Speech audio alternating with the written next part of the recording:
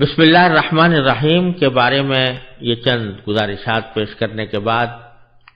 اب ہم اللہ تعالیٰ کے نام پر سورہ فاتحہ کی کچھ تفسیر شروع کرتے ہیں۔ یہ سورہ فاتحہ جو قرآن کریم کی سب سے پہلی سورت ہے، کل 7 آیتوں پر مشتمل ہے، اور یہ امتیاز بھی اس سورت کو حاصل ہے کہ قرآن کریم میں سب سے پہلے مکمل سورت جو نازل ہوئی وہی سورہ فاتحہ ہے۔ اگرچہ جیسا میں پہلے بھی عرض کر چکا ہوں، سورہ اقرا بسم ربک الذی خلق کی ابتدائی آیتیں سب سے پہلے نازل ہوئی تھیں، اور اس کے بعد سورہ مدثر کی بعد آیتیں نازل ہوئیں، لیکن وہ پہلی سورت، وہ سورت جو مکمل طور سے پہلی بار نازل ہوئی وہ سورہ فاتحہ ہے۔ اور اس سورہ فاتحہ کو پورے قرآن کریم کی ایک طرح سے تمہید بھی کہا جاتا ہے اور قرآن کریم کا خلاصہ بھی کہا جاتا ہے۔ یہ 7 آیتیں ہیں جن میں پہلی 3 آیتوں میں اللہ تعالیٰ کی حمد و ثنا ہے، یعنی باری تعالیٰ کی تعریف ہے، اور آخری 3 آیتوں میں انسان کی طرف سے انسان کی زبان میں ایک دعا اور درخواست کا مضمون ہے جو اللہ تبارک و تعالیٰ نے اپنے رحمت سے خود ہی انسان کو سکھایا ہے، اور بیچ کی ایک آیت میں دونوں چیزیں مشترک ہیں، یعنی کچھ تو حمد و ثنا کا پہلو ہے اور کچھ درخواست اور دعا کا پہلو ہے۔ اس سورہ فاتحہ کی اہمیت کو بیان کرنے کے لیے اتنی بات بھی کافی ہونی چاہیے کہ اللہ تبارک و تعالی نے اسی سورت کو اس کام کے لیے منتخب فرمایا ہے کہ نہ صرف ہر نماز میں بلکہ نماز کی ہر رکعت میں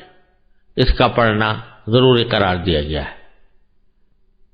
اور ایک حدیث میں نبی کریم سرور دو عالم صلی اللہ علیہ وسلم کا یہ ارشاد ہے کہ لا صلاۃ لمن لم یقرأ بفاتحۃ الکتاب، جو شخص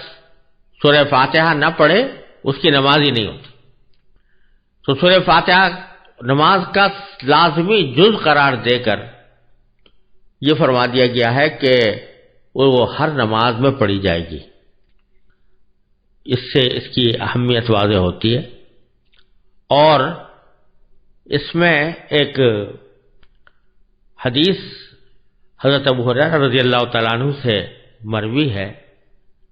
اور امام مسلم نے اپنی صحیح میں اس کو روایت کیا ہے کہ رسول کریم سرور دو عالم صلی اللہ علیہ وسلم نے فرمایا کہ اللہ تبارک و تعالی نے فرمایا ہے کہ نماز یعنی سورہ فاتحہ میرے اور میرے بندے کے درمیان 2 حصوں میں تقسیم کر دی گئی ہے، جن میں سے آدھا حصہ میرے لیے ہے اور آدھا حصہ میرے بندے کے لیے، اور جو کچھ میرا بندہ مانگتا ہے وہ اس کو دیا جائے گا۔ پھر اس کی تفصیل نبی کریم صلی اللہ علیہ وسلم نے اس طرح بیان فرمائی کہ بندہ جب نماز میں یہ کہتا ہے کہ الحمدللہ رب العالمین،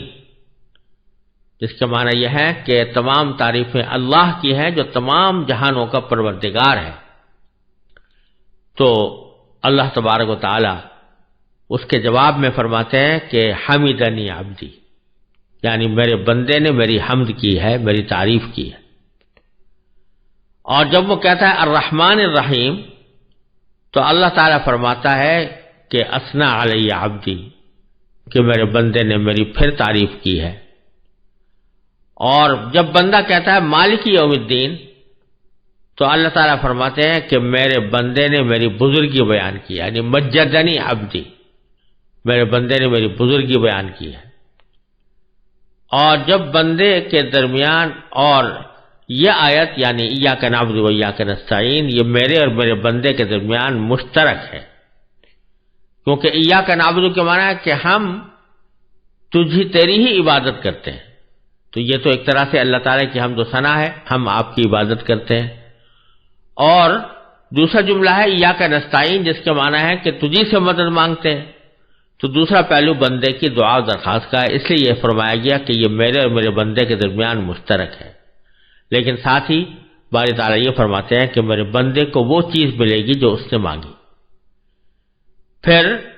جب بندہ کہتا ہے کہ اہدنا الصراط المستقیم،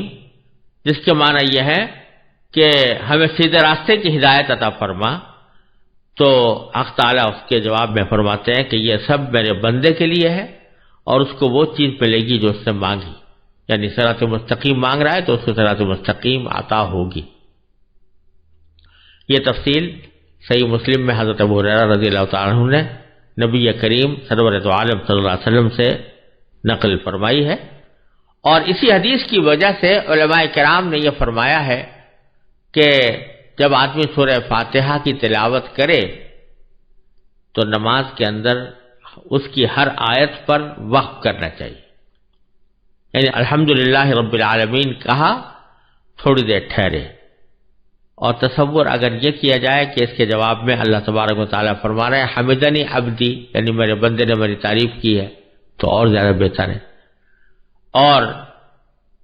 اسی طرح جب الرحمن الرحیم کہے تو تھوڑی دیر ٹھہرے، یعنی ایک لمحے کے لیے ٹھہر جائے اور تصور کرے کہ میرے پروردگار نے اس کے جواب میں یہ فرمایا کہ اثنا علی عبدی، یعنی میرے بندے نے میری ثنا کی ہے۔ اور جب مالک یوم الدین کہے تو پھر ٹھہر جائے ایک لمحے کے لیے اور یہ تصور کرے کہ باری تعالیٰ نے فرمایا کہ مجدنی عبدی، میرے بندے نے میری بزرگی بیان کی ہے۔ اور اسی طرح ایاک نعبد و ایاک نستعین اور اہدنا الصراط المستقیم میں بھی، تو ہر آیت پر وقف کرنا زیادہ بہتر ہے۔ اور علماء کرام یہ فرماتے ہیں کہ ایسی یہ بات کوئی اچھی نہیں لگتی کہ ہر فقرے کے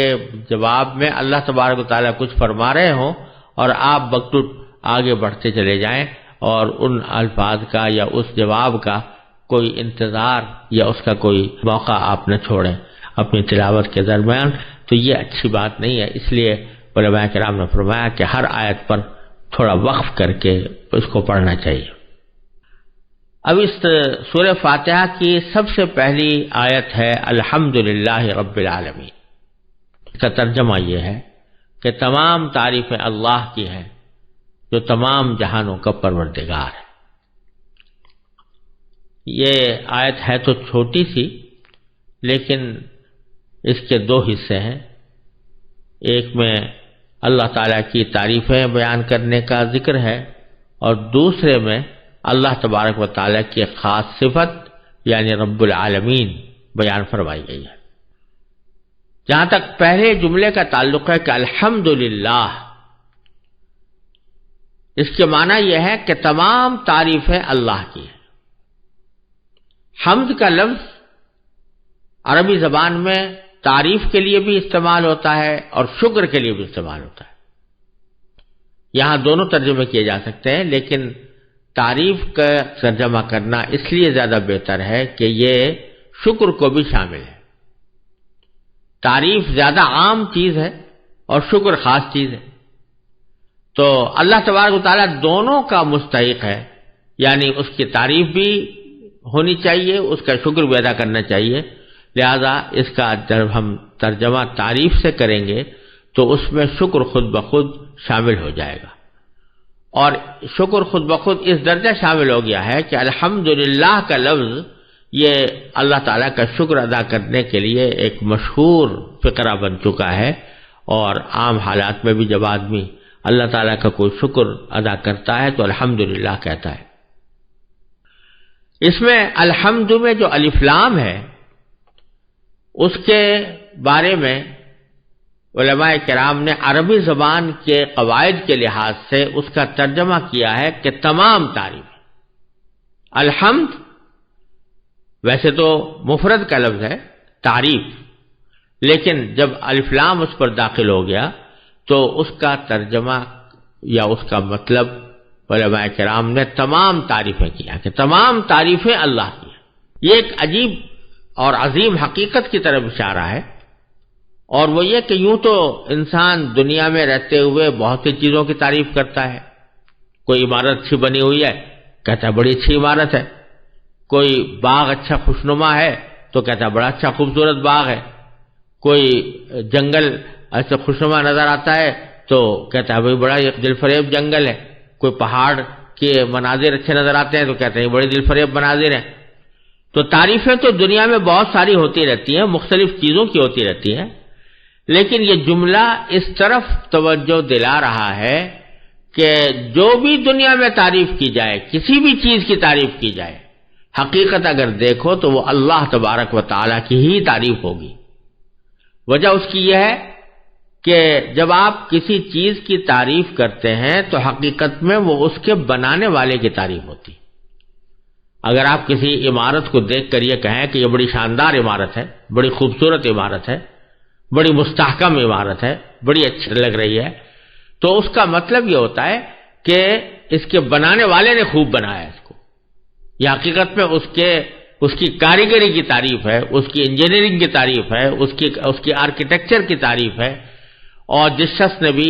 جن لوگوں نے اس کے بنانے میں حصہ لیا ہے ان کی تعریف. اگر آپ کسی کتاب کے بارے میں تعریف کرتے ہیں کہ یہ فلاں کتاب بڑی اچھی ہے، بڑی مفید ہے، بڑی نافع ہے، اس کو پڑھنے سے بڑا فائدہ ہوتا ہے، تو حقیقت میں وہ کتاب کی تعریف نہیں ہوتی، بلکہ کتاب لکھنے والے کی تعریف ہوتی ہے کہ اس نے اس کو بہترین طریقے سے لکھا. تو یہ ایک عام دستور کی بات ہے کہ کسی بھی چیز کی تعریف حقیقت میں اس کے بنانے والے کی تعریف ہوتی ہے، اس کے موجد کی تعریف ہوتی ہے. تو اس لحاظ سے اگر دیکھا جائے تو کائنات کی جتنی چیزیں ہیں سب اللہ تبارک و تعالیٰ کی پیدا کی ہوئی ہیں.